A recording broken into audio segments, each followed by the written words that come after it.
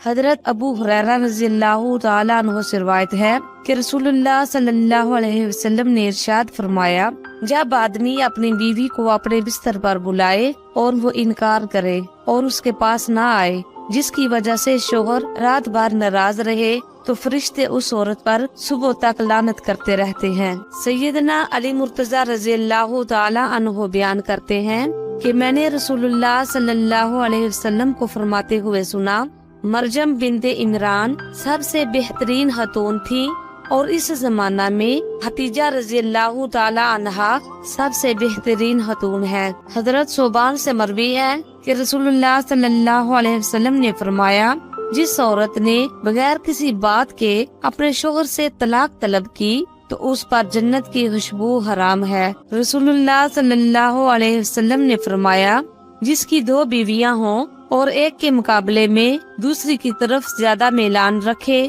تو قیامت کے دن وہ اس طرح آئے گا کہ اس کا ایک پہلو جھکا ہوا ہوگا۔ ام المومنین حضرت عائشہ رضی اللہ تعالی عنہا فرماتی ہیں کہ رسول اللہ صلی اللہ علیہ وسلم نے ارشاد فرمایا،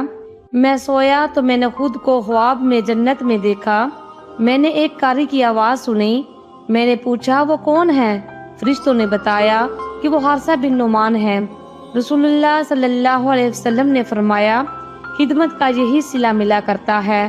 وہ اپنی ماں کی بہت خدمت کیا کرتا تھا۔ رسول اللہ صلی اللہ علیہ وسلم نے ارشاد فرمایا، وہ قوم کبھی فلاح نہیں پا سکتی جس نے اپنا حکمران کسی عورت کو بنایا ہو۔ نبی کریم صلی اللہ علیہ وسلم نے ارشاد فرمایا، زیادہ محبت کرنے والی اور زیادہ اولاد دینے والی عورتوں سے شادی کرو، بے شک میں باقی امتوں پر تمہاری کثرت کی وجہ سے فخر کروں گا۔ رسول اللہ صلی اللہ علیہ وسلم نے ارشاد فرمایا، وہ قوم کبھی فلاح نہیں پا سکتی جس نے اپنا حکمران کسی عورت کو بنایا ہو۔